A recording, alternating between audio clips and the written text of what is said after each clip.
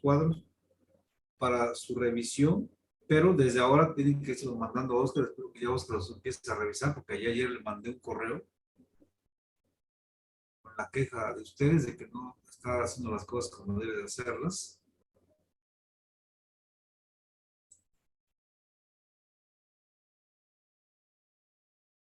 Y se está volviendo una fuente de conflictos, que quién sabe dónde termine si lo dejamos que siga así.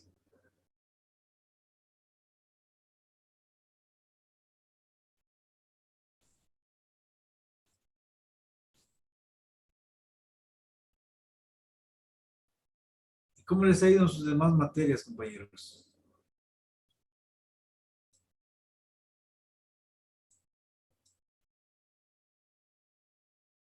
Compañeros, ¿cómo les va en sus demás materias? Compañeras, compañeros, ¿cómo les van sus demás materias?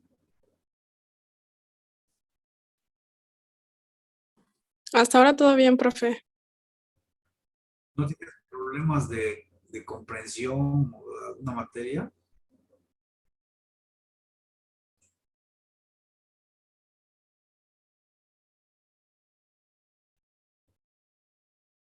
Compañera Jucari y Leonor, ¿no tienes problemas en alguna materia?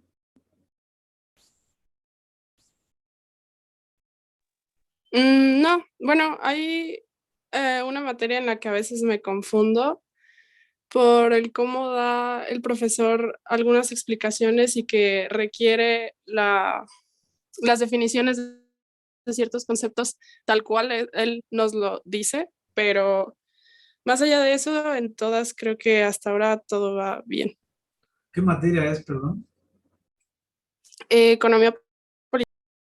Bueno, esa materia es difícil, ¿eh?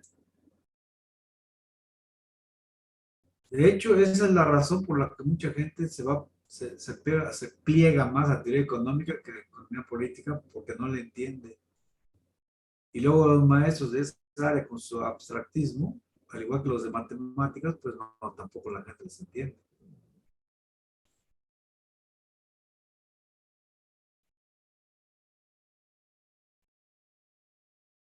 ¿No? Eso no es la materia.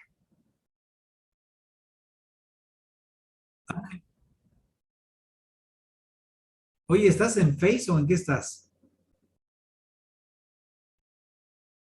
No, es que hay un sonido, un ruido, perdón, en tu micrófono muy fuerte.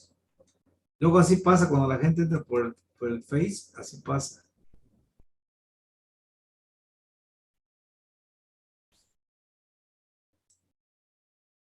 Bueno, en tu caso, Ángel, ¿cuál es el problema?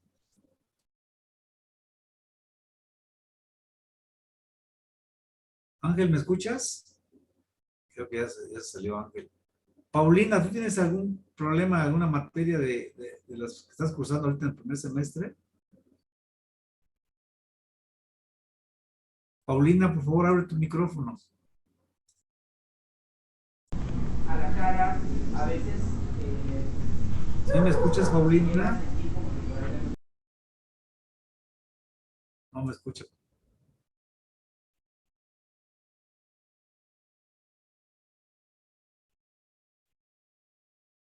Mi parte. Ya. Pero les digo que la materia de economía política sí es de las más difíciles, ¿eh? Los digo así. Cuando no llevas buenas bases desde un principio con un maestro que te explique bien, bien cómo son las cosas, no entiendes muchas cosas.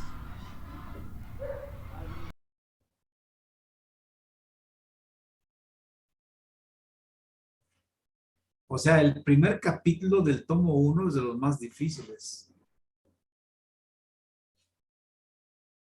Ya habiendo entendido el primer capítulo y el capítulo 2 y el 3, ya todos los demás ya son de educación inicial, pero el primero, el segundo y el tercero, si no, es que el maestro que imparte economía política tiene que saber mucho de historia para que ponga ejemplos de qué pasa con los procesos asociados a la, este, a la teoría del valor, ¿sí? y dónde se aplica todo eso. Eso es bien importante.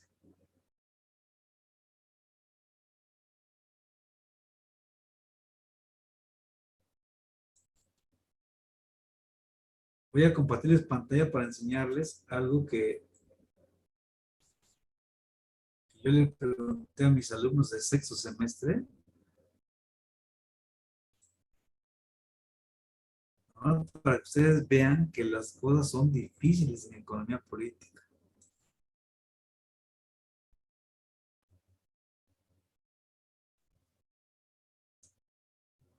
Con INAE 2.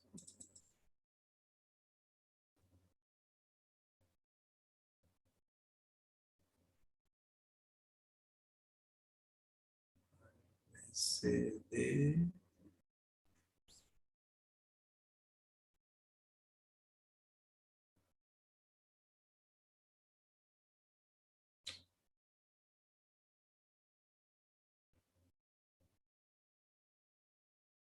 Déjenme, pues ahorita comparto pantalla para buscarla primero.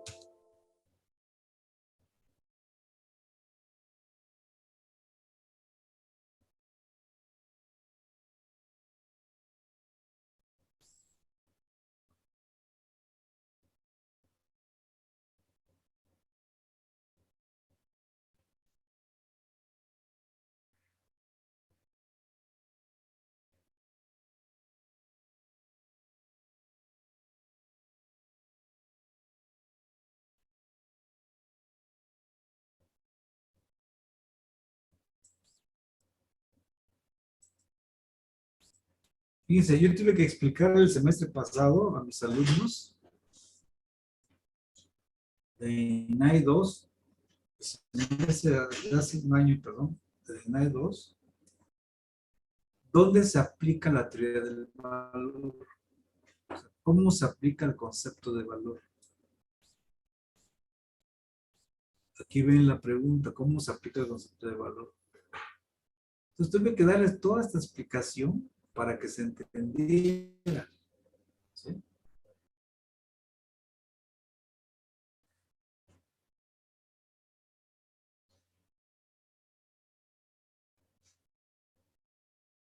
O sea, tuve que explicarles qué se entendía por división social del trabajo.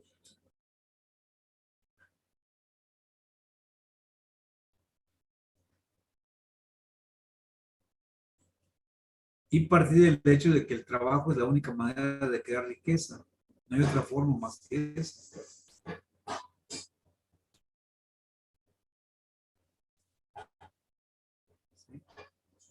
Entonces, la división social del trabajo es la base para que haya intercambio mercantil. O sea, eso es lo que permite que haya cambio mercantil.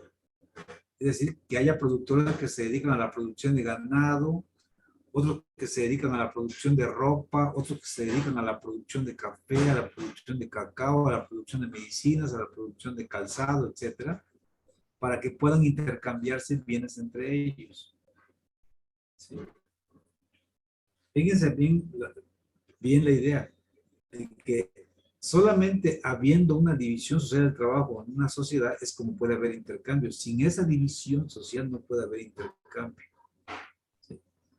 O sea que lo que permite que haya intercambio es que haya una división social del trabajo que hace que el productor de arroz necesite del productor de carne, el productor de carne necesite del productor de herramientas, etcétera, etcétera, etcétera.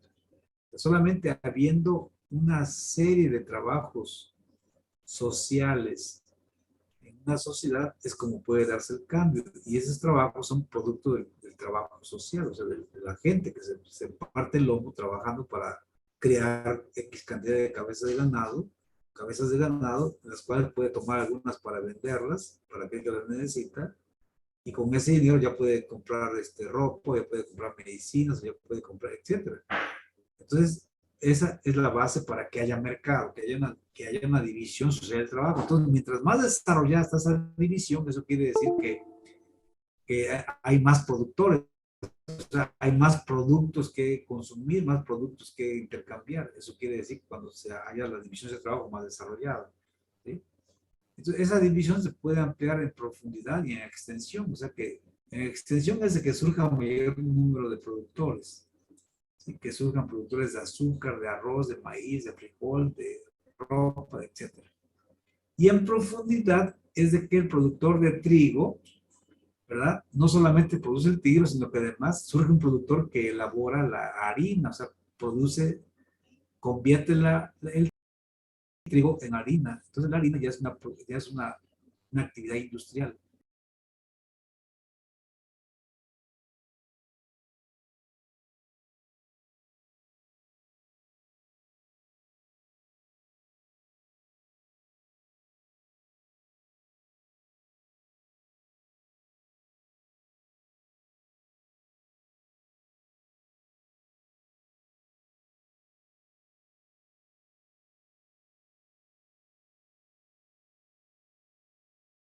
Y ampliar a la división del trabajo en profundidad.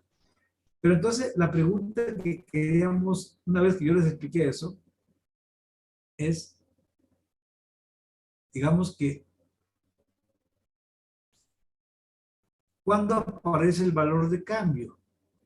Bueno, el valor de cambio aparece en el momento en que una persona intercambia bienes con otra.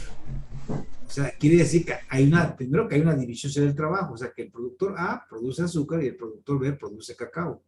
O el productor A produce alimentos como ganado y el productor, digamos que tienes como interlocutor, produce otro producto con el cual tú puedes intercambiar el ganado por el producto que él hace. Entonces, lo primero que tiene que haber es una división del trabajo amplia para que pueda también ampliarse el intercambio. Entonces, ¿cuándo existe el valor? El valor existe desde el momento que existe intercambio. ¿Sí? O sea, como valor de cambio existe desde el momento mismo que surge el intercambio. Ahí empieza el valor de cambio.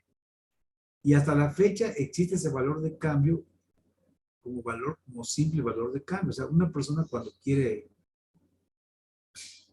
digamos, hacer un pastel, esa persona va y compra las materias primas y se pone a hacerlo, y en ese punto a ella no le interesa si tiene valor de cambio su producto, sino que le interesa el valor de uso porque ella lo quiere para consumir. ¿Sí? Pues lo hizo para celebrar el cumpleaños de su hijo, para celebrarse ella su cumpleaños, etc.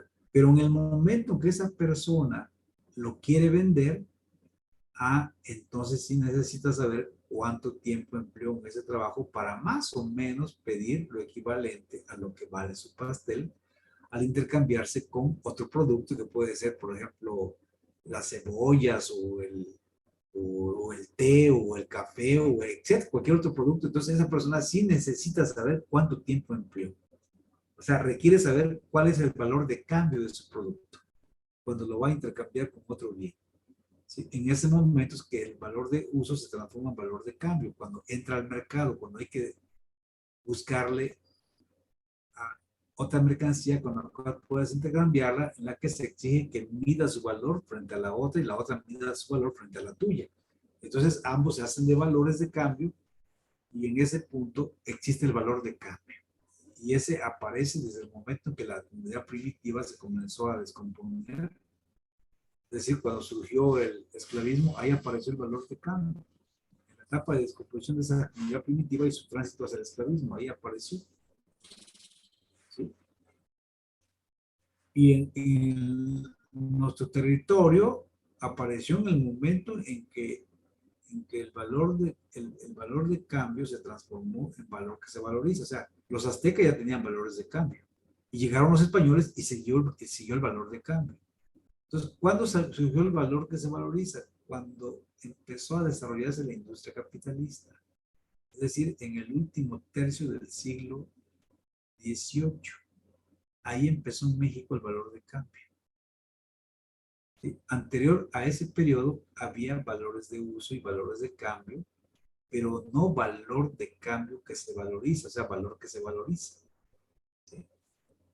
Entonces, la persona que hace el pastel, voy a volver al ejemplo, esa persona hace el pastel, pero esa persona no valoriza el valor de cambio que intercambia por otro bien, que puede ser la cebolla, como dijo, o el frijol, o el arroz. No lo valoriza porque simplemente da el pastel a cambio de recibir la otra cantidad que vale más o menos igual a su trabajo. Hasta ahí, ¿sí?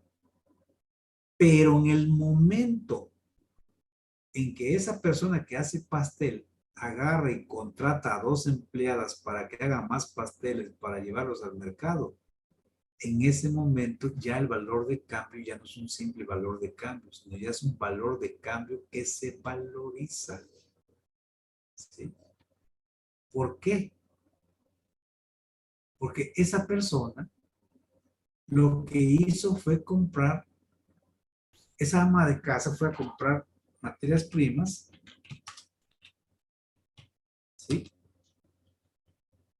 El horno de la estufa, ¿verdad? Y todos los aditamentos que lleva el pastel. O sea, todo esto que estoy señalando aquí, forma lo que se conoce como capital constante. ¿Sí?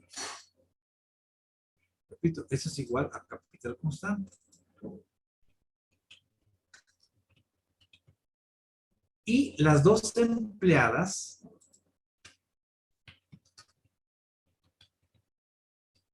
forman lo que se conoce como capital variable. ¿Sí? Y la suma de ambos, forma el capital invertido. ¿Sí? Entonces, esto es igual a medios de consumo y esto es igual a medios de producción. ¿Sí? Entonces, esa ama de casa que produjo el pastel ahora lo quiere vender, pero ahora tiene 2 trabajadoras, 2 empleadas asalariadas, voy a ponerle aquí así, 2 empleadas asalariadas. Entonces, esta persona ya no está bajo la forma de producción mercantil simple. Ahora está bajo la forma de producción mercantil capitalista, porque ahora tiene 2 empleadas asalariadas. ¿Sí? O sea que aquí ya es un valor que se valoriza a través del trabajo que le van a incorporar esas 2 empleadas al pastel. O sea, le van a incorporar más trabajo a esto que está aquí, a esto, ¿sí? Le van a incorporar más trabajo. Y al final, ¿sí? Si esta persona invirtió, inversión 200 y venta de los pasteles arroja ingresos por 450, ¿sí? Entonces, la ganancia del ama de casa es de, vamos a ver, vamos a suponer que dentro de esta inversión se descompuso en 100 para capital constante más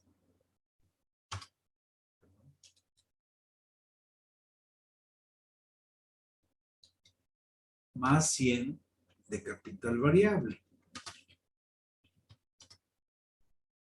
Entonces, si yo descuento este valor de 200, se lo descuento 450, ¿verdad? Entonces la ganancia de esta persona es ¿de cuánto? Compañeros, igual a 250, ¿no? ¿Sí? Quiere decir que ganó 200, o sea, invirtió 200 y sacó 450. Entonces, si yo al capital invertido le resto lo que se acumuló al final cuando se vendió el producto, entonces yo encuentro que a 200 le resto 450, me quedan 250 de ganancia. Esta es la ganancia. ¿Sí? Lo voy a poner con valor verde para que se vea. Esta es la ganancia. O la plusvalía producida. 450. Entonces, ahora fíjense, cuando ella nada más hizo el pastel nada más era para consumirlo ella. Y luego cuando lo hizo para llevarlo al mercado, nada más le dieron lo que valía su trabajo. Pero ahora le están dando lo que vale el trabajo de 2 personas. O sea, ¿sí? Que cada empleada recibe 50 de salario, son 2, es 100 invirtió, y resulta que al final esa señora recibe 250 de ganancia. Entonces, ahora el valor que ella invirtió, que es los medios de producción, ¿sí? Este valor resulta que fue aumentado, fue acrecentado por los medios de consumo, o sea, por el capital variable, por las 2 empleadas, se encargaron de aumentar, de que esos medios de producción le incorporaron más trabajo y al final salió valiendo 450, descuentan la ganancia y le queda 250. Entonces la diferencia es de cuando en la época de la comunidad primitiva, en el feudalismo, en el esclavismo, etcétera, ahí se producían valores de uso y también se producían valores de cambio. ¿Por qué valores de cambio? Porque la gente necesitaba cambiar el arroz por el ganado. Pero cuando esta ama de casa va y dice, yo quiero vender pasteles y contrata 2 obreras, entonces ahora ya no, el valor de cambio ya no es un simple valor de cambio, ahora es un valor de cambio que se valoriza, o sea, valor que se valoriza. ¿En cuánto se valorizó? En 250. ¿Sí? Así. Entonces ahora ya hay valor que se valoriza, ya no hay un simple valor de cambio, ya hay un valor que se valoriza. Eso quiere decir que en el capitalismo es el único sistema en donde el valor se valoriza. Porque ya vimos que acá, en la época, digamos, de la comunidad primitiva o del feudalismo o el esclavismo, ahí no había valor que se valoriza porque no había capital. ¿Sí? Entonces, ¿cuándo hay capital? Cuando el dinero compra al trabajo, a la fuerza física de las empleadas. En ese punto se puede hablar de capital. ¿Sí? Cuando hay esa condición. Y eso nomás ocurre en el último tercio del siglo XVIII en México y a principios del siglo XVIII en Europa continental y en el siglo XV en Inglaterra. Eso nada más ahí es cuando empieza el valor que se valoriza. Anterior a eso no hay valor que se valoriza. Hay valor de cambio, sí, pero no valor que se valoriza. No sé si se entiende, compañeros. Sí, profe, mi única duda es, ahí dice, si, bueno, la inversión es de 200, 100 para el capital constante, y los otros 100 sería para el capital variable, Así o sea, es, los medios de consumo. Ah, ok. así es. Sí, 200, 100 más 100, de descuentas. Aquí está, mira, 100 para capital constante y 100 para capital variable, ¿sí? Y me faltó poner capital variable. Ahí, ¿sí? Esa es la inversión total. La divide en 100 para capital constante más 100 para capital variable. Pero al final obtuvo 450, entonces tú descuentas esos 200, te quedan 250. En la comunidad primitiva no ocurría eso, ni en el feudalismo, ni en la etapa de descomposición de la comunidad primitiva, ni en el feudalismo, no había eso. Allá tú invertías 100 y recibías 100.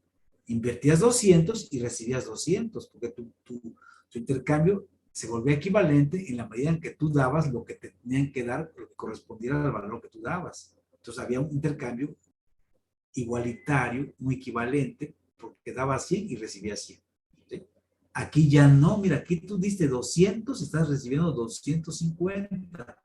¿Dónde está el secreto de que estas dos personas, ¿sí? Estas dos empleadas se encargaron de hacer que estos medios de producción se acrecentaran, que es un trabajo muerto esto, ya existía, ¿sí? En un proceso productivo anterior, pero ahora le van a agregar más valor y va a dar 450. Entonces descuento lo que invertí, me quedan 250. Quiere decir que ahora sí, el valor se valorizó, ¿sí? El valor de cambio se valorizó. O sea, yo compré la fuerza de trabajo, ¿sí? Compré las materias primas, pero resulta que yo no pagué el trabajo completo de estas dos empleadas, ¿sí? No les pagué su trabajo completo. Si yo te hubiera pagado su trabajo completo, entonces hubiera tenido que distribuir esos 250 entre ellas dos y tendría que haberles dado otros 125 pesos más a cada una para que esos 250 fueran equivalentes al trabajo que desplegaron en su totalidad, que vale 450. ¿Sí? Descontándole 200 de lo que se gasta por la reproducción de las dos obreras, más las materias primas, etcétera, me quedan 250. Entonces, ahí yo estoy ganando. ¿Y quién se apropia de eso? Yo, por ser el procesador de los medios de producción. Entonces, aquí sí el valor ya se valoriza. En la relación de cambio, como dije, de la producción mercantil simple, ahí no hay relación de cambio que se valoriza, sino que es un valor que se intercambia simplemente por otro valor. Aquí ya no, aquí ya es valor que se valoriza. Y eso nada más ocurre en el capitalismo y en ninguna otra forma de producción. Y es valor que se valoriza gracias a esto, a las dos empleadas que son las que se encargan de darle más valor a las cosas que ya existían, que eran las materias primas, etc. ¿Sí? Pero entonces ahora la pregunta es, ¿y dónde y cómo se aplica el concepto de valor? ¿Sí? Bueno, pues se aplica cuando se organiza todo el proceso de producción y reproducción del sistema bajo condiciones de trabajo asalariado. Es decir, el PIB expresa la producción de la riqueza material de un país bajo el esquema del trabajo asalariado. ¿Sí? Si todo ese PIB se produjo bajo esas condiciones, hablas de que el PIB está formado por 100% de trabajo asalariado. Pero resulta que en el PIB de un país no es 100% trabajo asalariado porque intervienen otras formas de producción, como por ejemplo el trabajo cooperativo o el trabajo de autoconsumo o el trabajo personal de artesanos que no ocupa asalariados. Entonces la cantidad que representa ese trabajo en el PIB no habrá sido organizado bajo ese valor de cambio que se valoriza. Ese solo se da cuando se compra fuerza de trabajo para producir la riqueza material de un país. Por ejemplo, se estima que actualmente en México, con base en datos del INEGI, el 95% del PIB se hace bajo condiciones de trabajo salariado y el restante 5% bajo otras formas de producción, como son estas que dije aquí, trabajo cooperativo, ¿verdad? Etcétera. Ahí está. ¿Dónde se aplica el valor? La categoría de valor se aplica en el INEGI. Cuando el INEGI contabiliza lo que produjo socialmente la sociedad bajo condiciones de trabajo salariado. Y se encuentra que el 95% es así. Entonces, como ustedes verán, si tú no tienes conocimiento de la historia y no tienes manejo de los conceptos, pues no puedes nunca decir cuándo nació el valor de cambio y hasta dónde cumple esa función de valor de cambio y cuándo aparece el valor de cambio como valor que se valoriza. Eso solamente aparece en el capitalismo, cuando alguien emplea obreros. Entonces, un albañil que anda trabajando solo por su cuenta, pues ese no es un capitalista.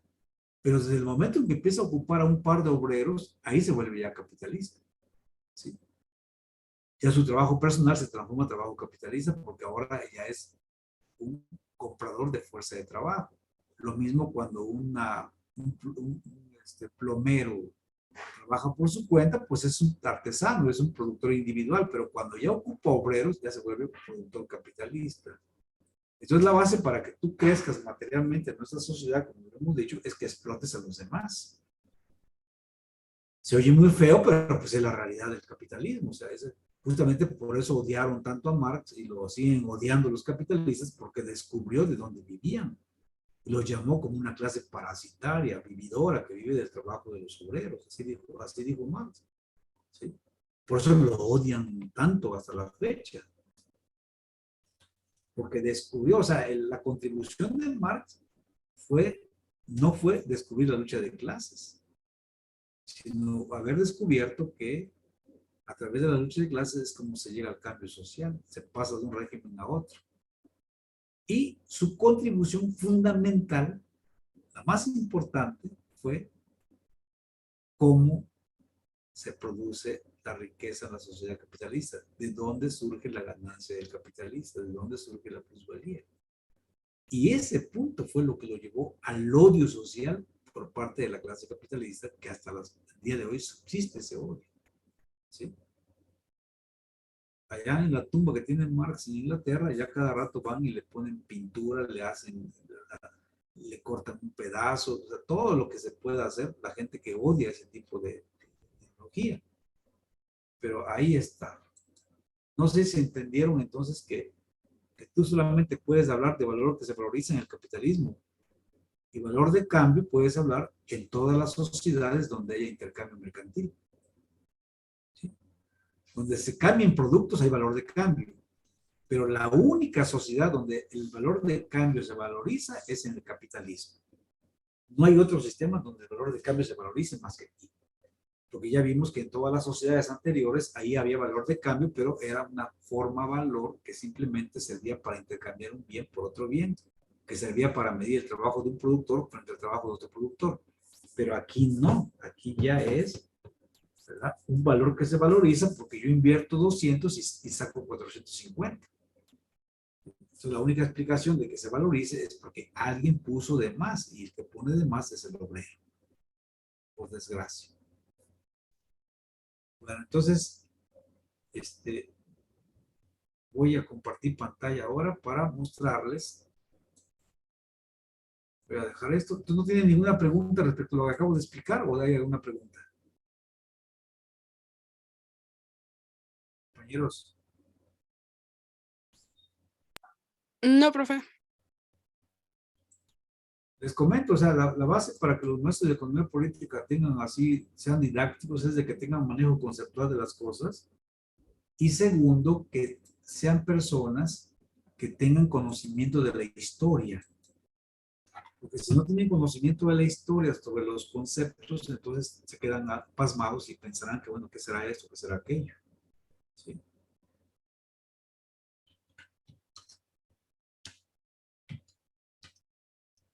Entonces voy a compartirles pantalla.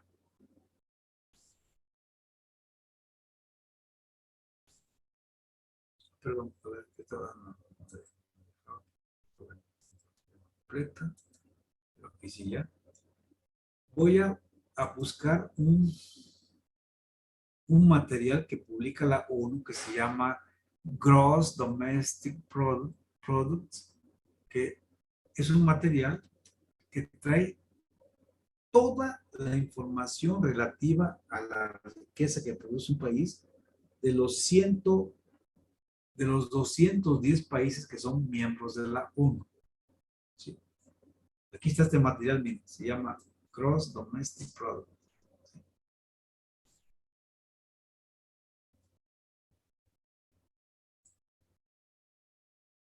Entonces, ese material ustedes lo pueden encontrar en la facultad cuando regresemos. Y es un tabique que pesa como 1 kilo, pero trae la información relativa al Producto Interno Bruto de los 210 países por ramas económicas, por participación relativa. Y entonces tú puedes comparar el Producto Interno Bruto de todos los países cuando quieras hacer análisis comparativo de lo que produce en las ramas de la industria o la manufactura, o la agricultura o el comercio, el país A frente al país B o frente al país C, etcétera. O sea, no hay limitación. Anoten su nombre, se llama Gross Domestic Product. ¿Sí? Viene en inglés, no viene en español. Es el PIB, exactamente. En español es el Producto Interno Bruto. ¿Sí? Pero el FMI tiene un material que se llama, ¿sí? Se llama, pero se llama, déjenme ver, es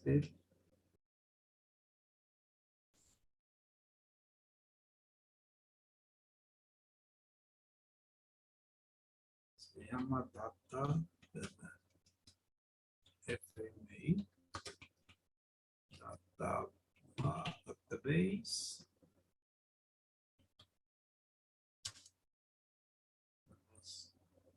Los ingleses dirían database.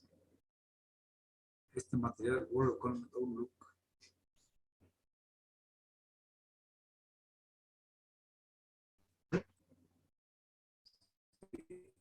Esta es la base de datos del panorama económico internacional, así se traduce, base de datos del panorama económico internacional, ¿sí?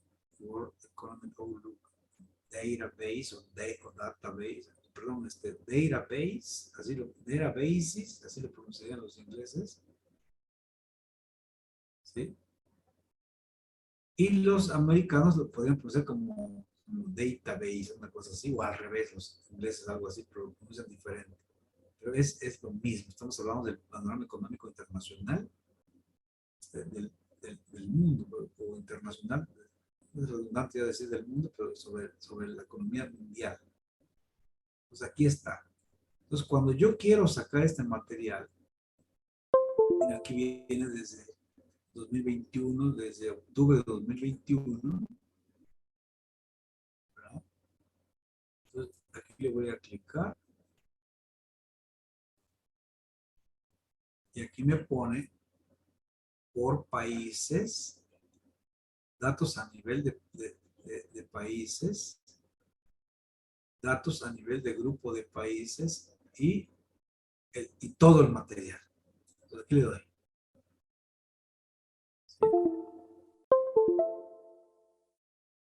Aquí le voy a dar.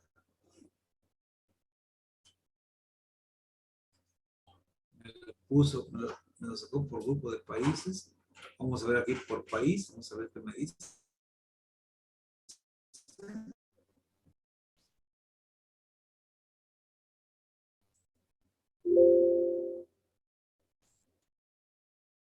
Ahí está. Entonces empieza con el país más guerroso de los últimos años, Afganistán. ¿Sí? Luego se va con Albania, se va por abecedario, Algeria, luego se va por Andorra, ahí donde tienen mucho dinero los mexicanos, Angola. Entonces me voy a buscar a México.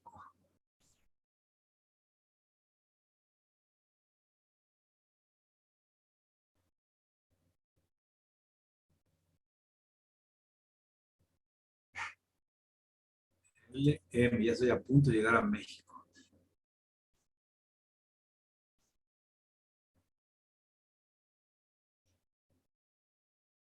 Macao, Madagascar, Malawi.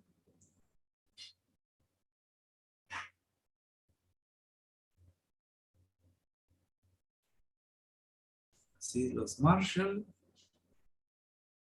Mauritania. Falta aquí está Marruecos, pero aquí está México. ¿Sí? Entonces, como yo quiero ver bien el chisme, entonces le hago así. ¿Sí? Quiero ver bien el chisme. Ahí está, ahora sí ya lo veo bien. ¿A qué se refiere cada cosa? Dice así. Producto. No, perdón. Sí, es. Es que me falta estoy aquí. Yo quería bien el chisme, pero bueno, que no.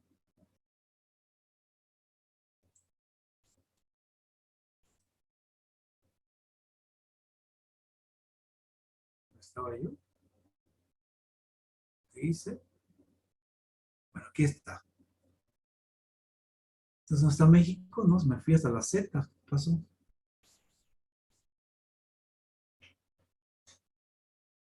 CD, F, G, H, J. México está por aquí más o menos. L, M, me pasé. España, México. México, aquí está. Ya fija mi cursor, pero no va a ello. Entonces dice Producto Interno Bruto a precios constantes. Y aquí está, dice expresado en moneda nacional. National Currency. Ahí está. Luego, Producto Interno Bruto a precios constantes, dice que es porcentaje, cambio o variación anual. ¿Sí? Tengo que abrir aquí bien porque se vea. Ahí más o menos ya se ve. ¿Sí? A precios constantes dice que es variación anual. Aquí está. ¿Sí? Luego dice Producto Interno Bruto a precios corrientes. Current prices. Aquí está. Aquí está valor agregado. Ahí está. Pero entonces a mí me interesa ver la variación. Vamos a ver cuánto crece México a precios constantes cada año. Voy aquí así. No, aquí está. Es esta la variación. ¿Vale? Entonces me voy acá así. Y voy a poner con amarillo esto para que no me pierda. ¿Sí? Luego me regreso arriba.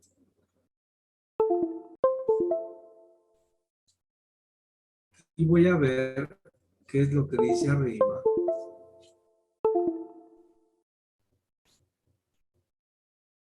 Que son los años. Entonces yo voy a escoger del año 2000 en adelante. ¿Sí? Aquí, ¿no? Aquí se va. ¿Sí? ¿Soy bien, compañeros? Aquí del año, Sí, prof. aquí de 2000 en adelante. Para ver cuánto varía la producción de México desde el 2000 para acá, año tras año. Todavía no llego a México. Pues ya pasé México y ni cuenta me di. Ahí está.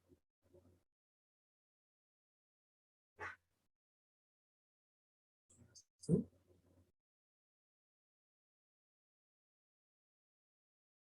Sí, ya. Ah, ¿qué pasó? A ver, ¿qué pasó aquí? No terminé.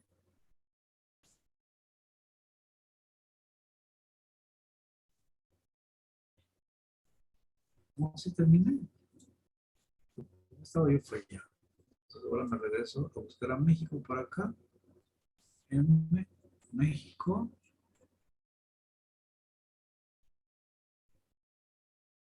México, aquí está.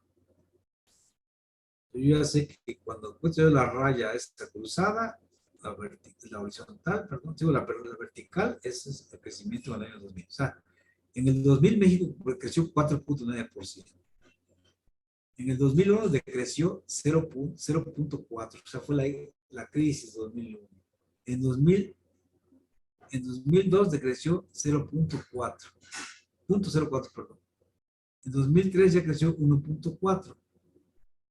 En 2004 3.1. ¿Sí? Y así sucesivamente De tal forma que si yo me sigo de 2000, ¿verdad? 2000, 1, 2, 3, 4, 5, 6, 7, 8, 9. Aquí en 2000, 1909, perdón, en 2020 sería, ¿verdad? 2020. ¿Sí estoy bien, compañeros? A ver, 2000. 1, 2, 3, 4, 5, 6, 7, 8, 9. No, a ver, ya. 2000, 2001, 2002, 2003, 2004, 2005, 2006, 2007, 2008, 2009. No, 2010 sería aquí. Ahí 2010. ¿Sí? 2020 sería aquí. 11, 12, 13, 14, 15, 16, 17, 18, 19, 20. Miren, aquí está, coincide. Aquí México decrece 8.3% en 2020. Y en 2021 tiene proyectado crecer 6.2%, en 2022 4%, y así sucesivamente, ya son proyecciones, pero hasta aquí, eso ya es real. Ocurrió el año pasado, 2020, que decreció México 8.3%. Ya vimos que el INEGI nos dijo que decreció 8.5%, ¿sí? Pero los datos del FMI dice que decreció menos 8.3%. Bueno, ahora si quiero saber cuánto decreció Estados Unidos, United States, vamos a buscar United States.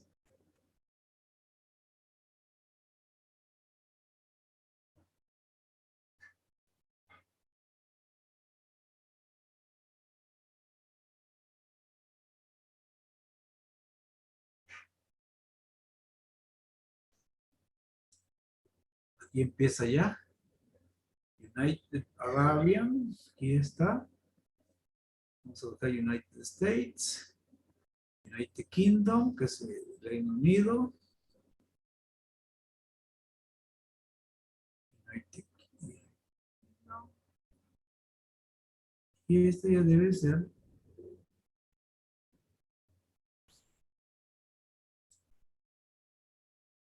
los famosos Estados Unidos. Aquí está United States, aquí está la variación de precios. Vamos a ver. Está aquí.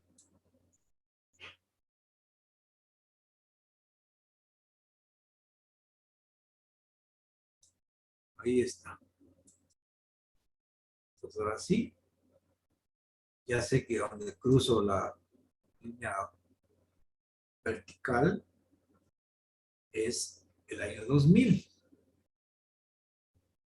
Entonces, si yo me voy con el 2001, aquí Estados Unidos creció en plena crisis, creció 0.9%, en el 2002 1.6%.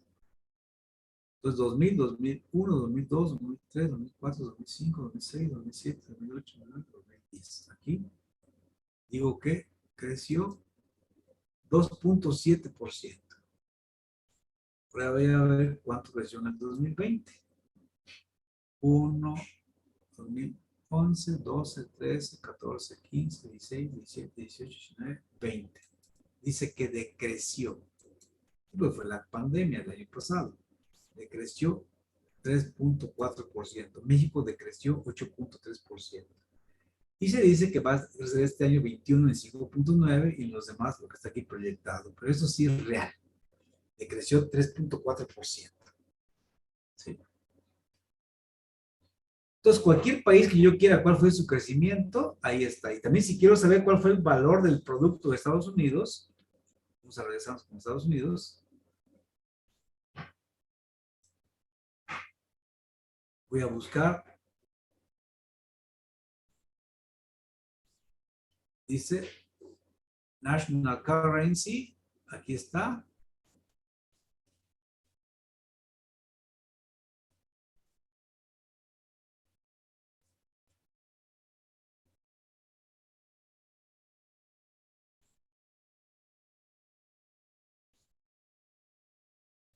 Entonces me voy al 2000. ¿Verdad? Dice que fueron 10 billones de dólares los que produjo en el 2010. en el 2021, es que puse aquí está. Dice que en el 2020 produjo 20 billones de dólares, fue el Producto Interno Bruto de Estados Unidos. ¿Ya se fijaron? Sí. Sí. Ahora, si me regreso a México, voy a ver a México. México.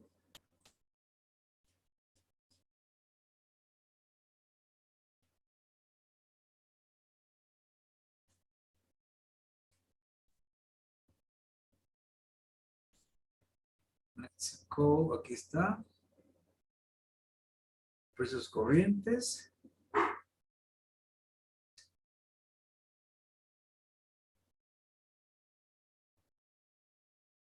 Voy a marcar también con amarillo porque no me vaya a confundir con la roja. ¿Cuánto produjo en el 2000? 6 billones de pesos. ¿Cuánto produjo en el 2020? Dice que produjo 23 billones de pesos. ¿Sí? Ahí está.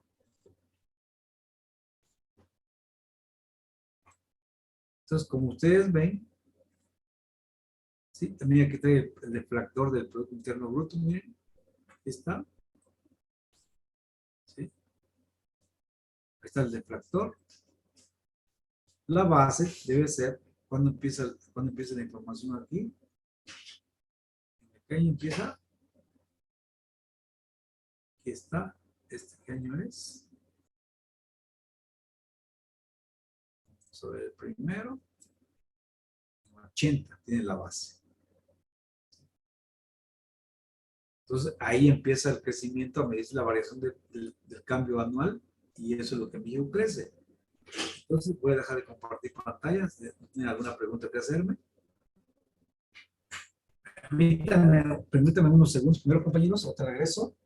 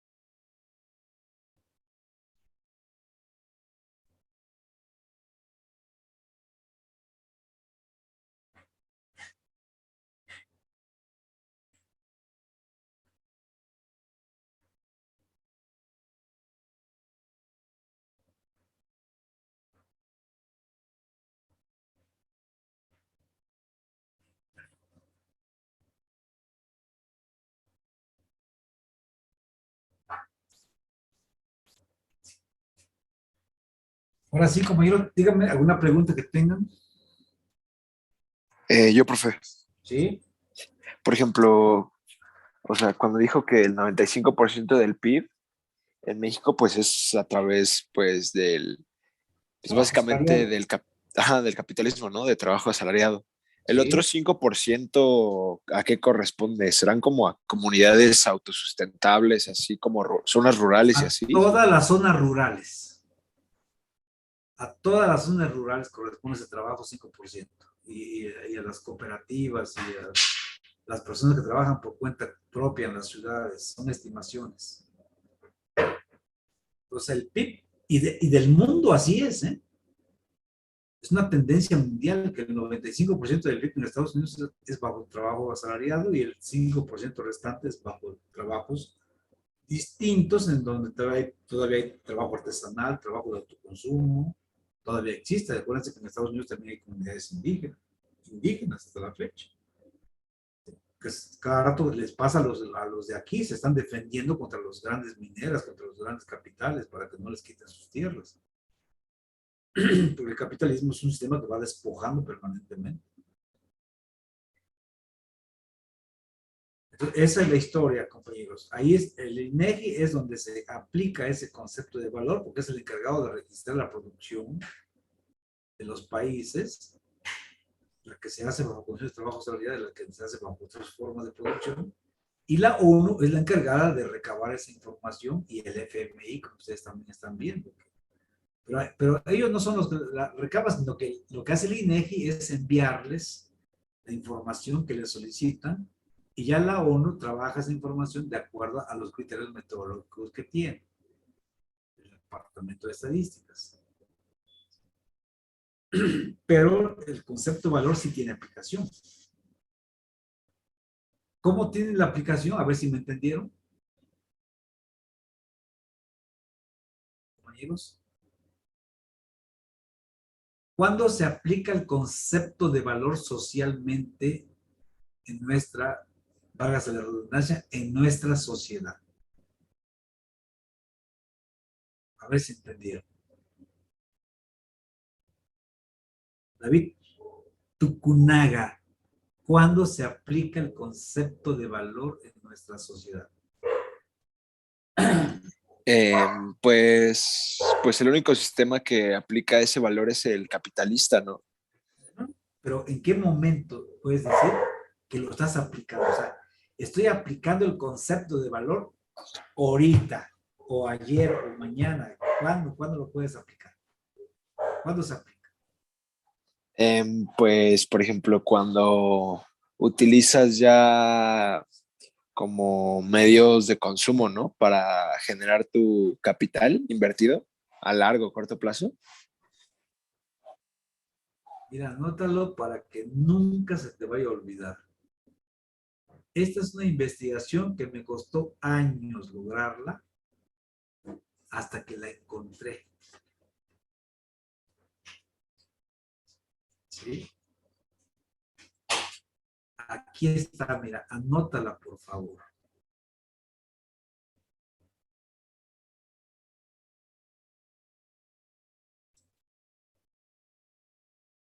Si gustas, puedes, como dicen los payasos cuando hablan, puedes usar esa de fotos para el Face. Pero te lo voy a mandar en el chat para que nunca se te vaya a olvidar. Ok, profe. ¿Sí? Te lo voy a mandar aquí por el chat para que tú la tengas ahí, para que nunca se te vaya a olvidar a partir de ahora.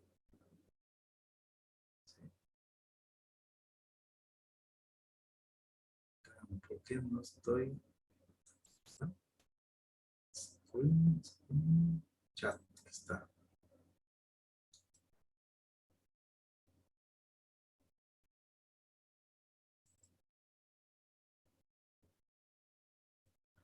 Ahí está. En ese momento es cuando se aplica, o sea, todos los días se está aplicando el valor en nuestra sociedad, porque todos los días se está organizando todo el proceso de producción y de reproducción bajo condiciones de trabajo salarial. Todos los días se está aplicando ese concepto de valor. Cuando organizas todo el proceso productivo bajo esas condiciones de trabajo salarial. Ese es el punto en que se aplica el valor. ¿Sí? ¿Quién se encarga de contabilizar su aplicación? El INEGI en México o la ONU en todo el mundo. Creo que se encarga de dar a conocer los datos a nivel mundial, o el FMI, como ya vimos el material del World Economic Outlook. Entonces ahí está. Pero esta es la idea madre que debes de aprender. Se aplica cuando se organiza todo el proceso de producción y reproducción del sistema bajo condiciones de trabajo salarial. Es en este punto cuando dice se está aplicando la teoría del valor. Es ahí cuando el valor se está valorizando. El valor de cambio se está valorizando como valor de cambio. Yo le pregunté a mis maestros de economía del posgrado, les pregunté a los que dan clases en el doctorado, todo así, y jamás me pudieron responder esta pregunta.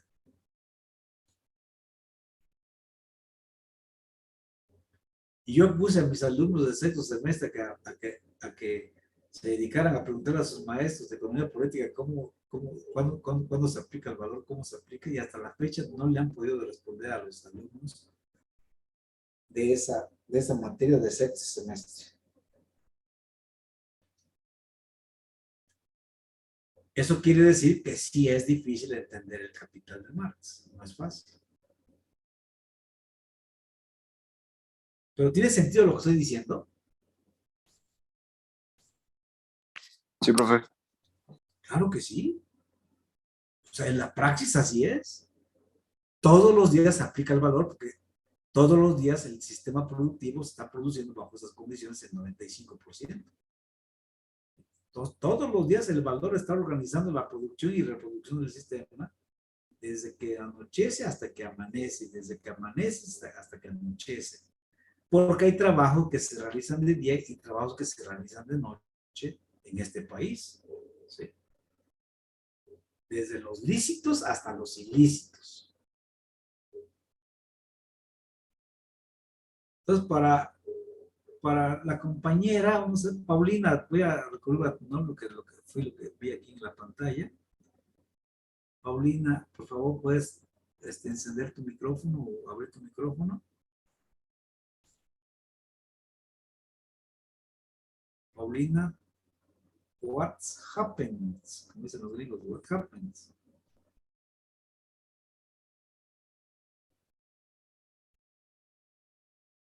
Paulina.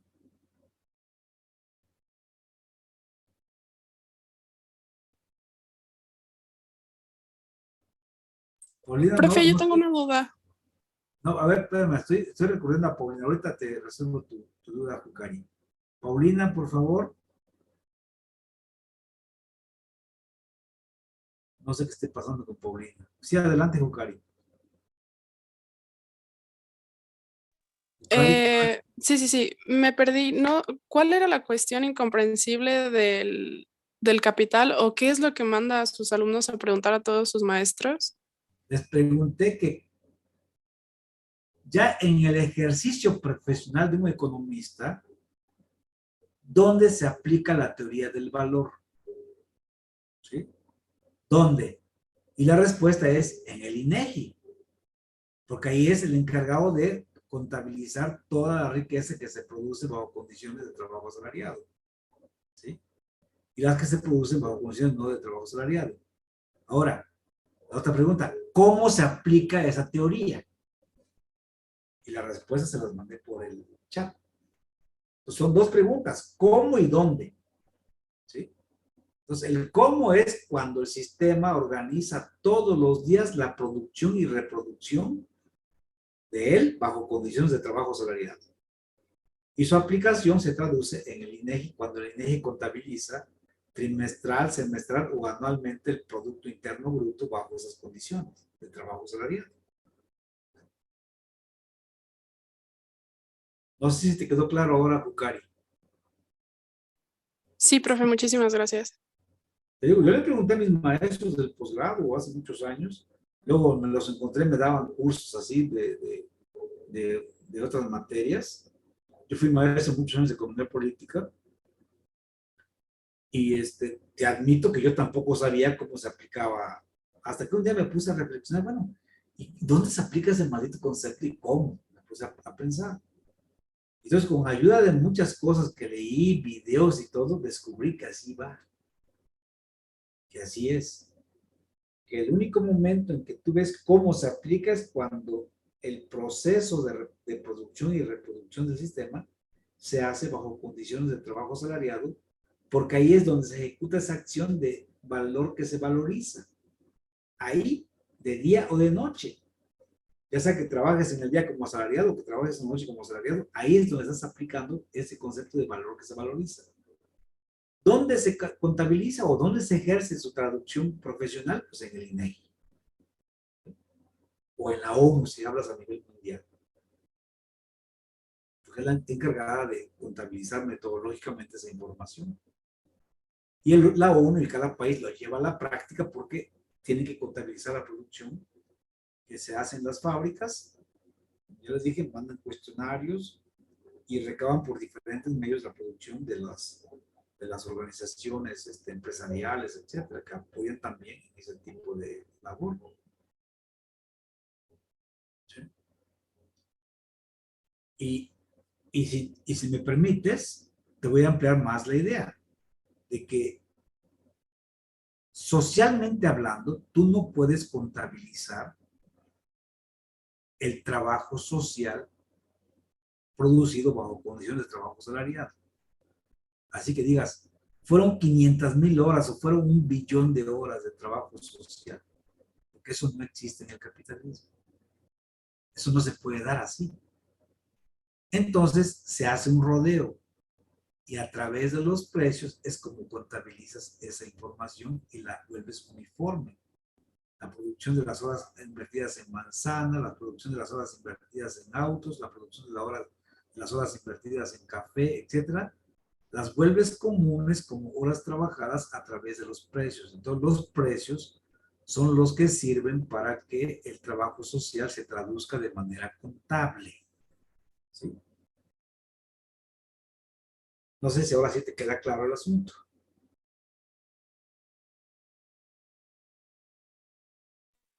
Sí, profe, entonces utilizan los precios como indicadores. Como una forma de contabilizar el trabajo social. ¿Sí? La forma en que se puede contabilizar de manera práctica el trabajo social. A través de los precios, porque yo entonces la cantidad de tiempo que invertí en la producción de manzanas se expresa por la cantidad de ingresos que yo tengo al contabilizar el valor de la producción de manzanas. Pero eso implicó que los precios, ¿verdad?, se ajustaron a las manzanas para que yo supiera cuánto cuesta 1 kilo de manzana que representa X cantidad de trabajo. ¿Sí? Y así ocurre para todos los productos y para todas las ramas. Entonces, a través de los precios es como se puede contabilizar la riqueza material de una sociedad o el valor que se valoriza, como quieras llamarlo. Esa parte sí me la respondieron los maestros y los alumnos de los maestros sí lo dijeron así. Vale, es cierto. Esa fue la única parte que respondieron de la pregunta. Que efectivamente, a través de los precios es como se puede contabilizar el valor que se valoriza, o sea, la riqueza producida bajo condiciones capitalistas de trabajo salarial. Pero la otra parte, ¿cómo se aplica el concepto de valor? Esa sí ya no pudieron responderla. ¿Sí? Y yo espero que a partir de ahora la aprendan a responder y que ustedes les socialicen a esos maestros, ¿sí?, lo que hemos platicado hoy. Coméntenles eso para que ellos vean que también su formación se vaya ampliando en la medida en que vayan conociendo la interpretación que tienen otros maestros del tema y que les va a ayudar también para sus clases. ¿Sí? Yo me acuerdo que hace como 30 años mandé a todo mi grupo de meses para que le preguntaran a los maestros cómo se volvía la gente rica en el capitalismo. ¿Sí? O sea, los maestros de economía política lo sabían, pero nunca se habían hecho esa pregunta de esa manera. Entonces yo me los encontraba en las escaleras de la facultad. Oye, ¿y cómo se produce la riqueza? ¿Saben ustedes qué me dijo un maestro un día? Me dice, pues mediante el ahorro. Yo dije, este tipo, ¿es egresado del ITAM o de la Ibero o del TEC de Monterrey? ¿De dónde es egresado este sujeto? Mediante el ahorro. Y alumnos también que me decían mediante el ahorro. Hasta que les dije, ¿saben qué? No es así. La riqueza, tú te vuelves rico aquí explotando a los demás y tan. Se oye bien grosero, pero así es. Explotando a los demás. Y a partir de ahí se socializó esa interpretación de lo que Marx dice, porque lo que dice es Marx. Y un día le llegué y le pregunté a una alumna que estaba en donde están las computadoras y le pregunté, oye compañera, ¿te puedo hacer una pregunta? Le digo, tú estás haciendo un trabajo social aquí, ¿verdad? Sí.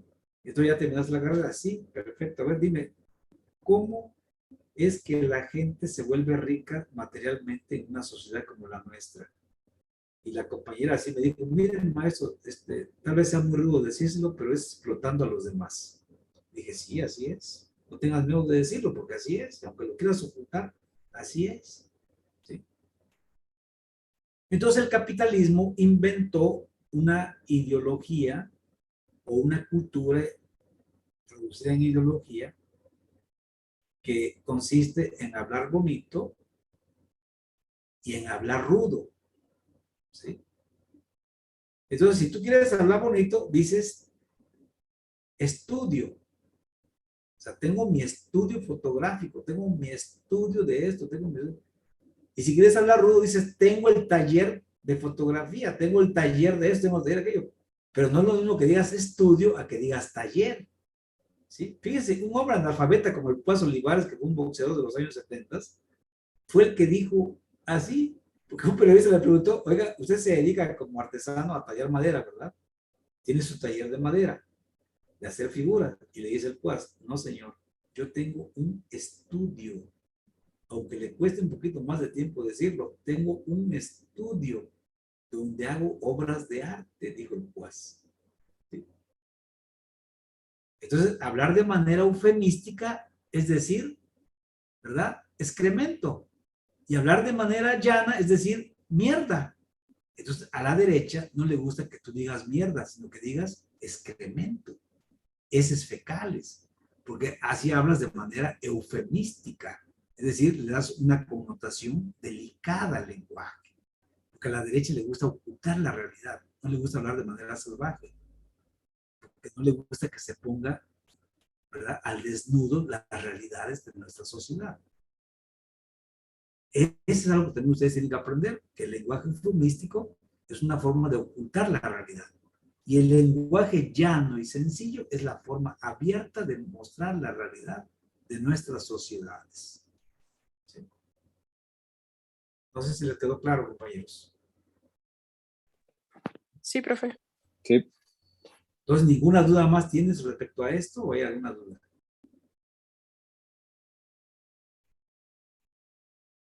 Compañeros. Entonces ya vieron que cómo encontrar estadísticas para hacer comparaciones internacionales, cuando quieran ustedes saber. Miren, un día tuve unos alumnos de Chile y otros de Colombia, y ellos pensaban que México casi producía lo mismo que Colombia y que ¿cómo se llama? Y que Chile. Y cuando les mostré los datos, se espantaron, dijeron, oiga, ¿usted nos quiere humillar o de qué se trata? Le digo, no, ustedes no llegan ni a 200.000 millones de dólares al año y México produce 1.200.000.000 de su PIB anualmente.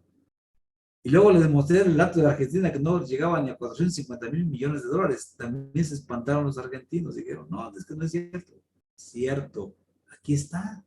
¿Por qué les voy a ocultar la realidad? ¿Sí? Pensaban que México era un país que producía menos que ellos. Pero las cifras, los datos duros no mienten, ahí están. Entonces, cuando ustedes quieran hacer comparaciones entre lo que produce Argentina, lo que produce Brasil, lo que produce Chile o Egipto, lo que sea, pues aquí está. Aquí no les van a mentir. ¿Sí? Aquí nadie les va a mentir.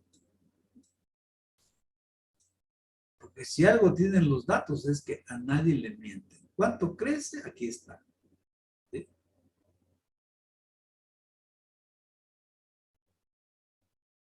Por ejemplo, aquí está Argentina. Dice valor basado en dólares. 317.000 dólares, 317, perdón, 17.000 millones de dólares en el 2000. El 2020 que deben dar, pero ya se me fue, híjole.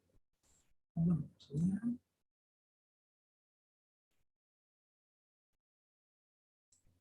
en el 2020 que deben dar por aquí, más o menos, ¿dónde está?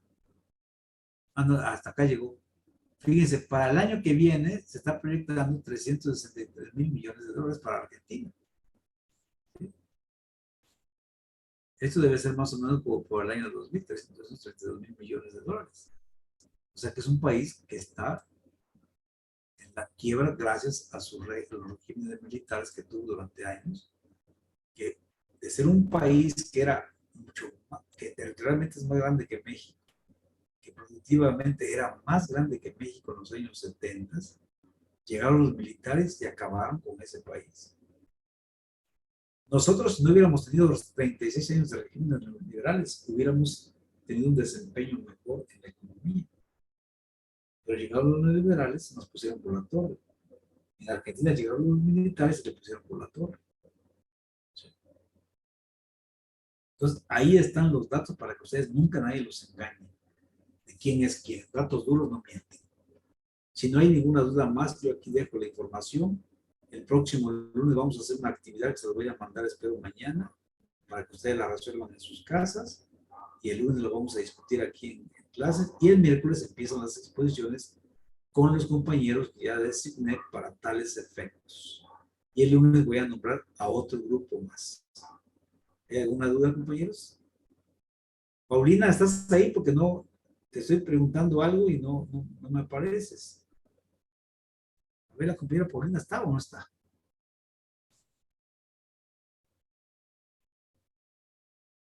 No, ya salió Paulina. Oscar tampoco entró, ¿verdad? Creo que no, profe. No entró. Bueno, entonces ahí están las cosas. Si no hay ninguna duda más, compañeros, yo aquí dejo la exposición. Nos veremos el próximo lunes para hacer la actividad que comenté y el miércoles empiezan las exposiciones. ¿Sí? Sí, pero el lunes que hay que presentarle, profe. ¿Cómo? El lunes que hay que presentarle. Una tarea que te voy a mandar mañana. ¿Sí? Va. Perfecto ahí. Y el próximo miércoles empiezan las exposiciones con los compañeros que ya están designados para tales efectos. Y el lunes también nombro a otro grupo más para las siguientes clases. Entonces, ustedes pueden compartir pantalla el miércoles cuando hagan sus exposiciones. Y yo espero que ustedes también me vayan trabajando los temas que les encargué con las fichas conceptuales, las fichas técnicas, porque voy a empezar a preguntar. ¿Sí? También voy a empezar a preguntar, entonces puedo tomar a cualquier persona del curso para que me diga por qué la diabetes se produce en las personas, por qué se desarrolla, o por qué el cáncer, o por qué esto, por aquello. Entonces deben de trabajar ya, porque esa pregunta puede empezar a partir del próximo miércoles. Tengan buenos días todas y todos. Gracias, profe, igualmente. Hasta luego. Gracias. Igual, profe, Gracias, bye. profesor. Hasta el lunes.